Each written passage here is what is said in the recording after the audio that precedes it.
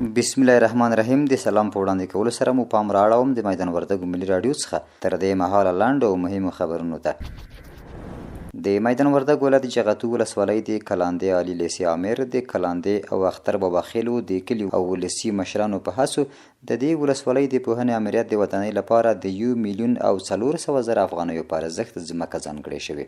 مسؤلین وایي د یادې ولسوالۍ د پوهنې امریت اداري ودانۍ نه لري چې دا مهال د دغې ولسوالۍ د کثیر الرشتوي انستیتوت په ودانۍ کې خپلې چارې ترسره کوي.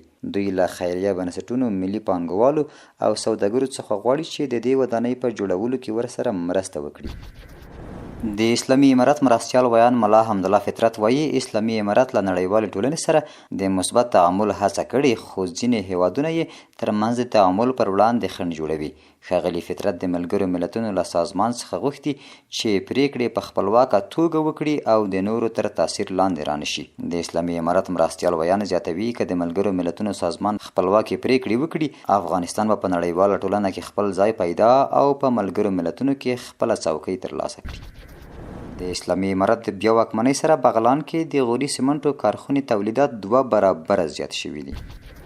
د امیر روغتیا وزارت وایي چې د زابل ولایت د مرکز کلات ښار اړوند بابګک او د میزان ولسوالۍ په وشک سیمه کې 2 روغتیایي مرکزونه ګټه اخیستنې ته وسپارل شول. د امیر روغتیا وزارت په وینا د دې مرکزونو له پرانیستې سره به د یادو سیمو د اوسیدونکو روغتیایي ستونزې حل شي. د عبدالله بن مسعود رضی الله تعالی عنه له قماندانۍ څخه څه باندې 100 تنه منصوبین فارغ شول. ملي دفاع وزارت وایي چې د بیلابیلو قلورودګانو او قطعاتو 111 تنه منصوبین د عبدالله بن مسعود رضی الله تعالی عنه د جګړیزو ګډو زده کړو قماندانۍ له مسلکي زده کړو څخه د یو لړ مراسمو په ترڅ کې فارغ شول.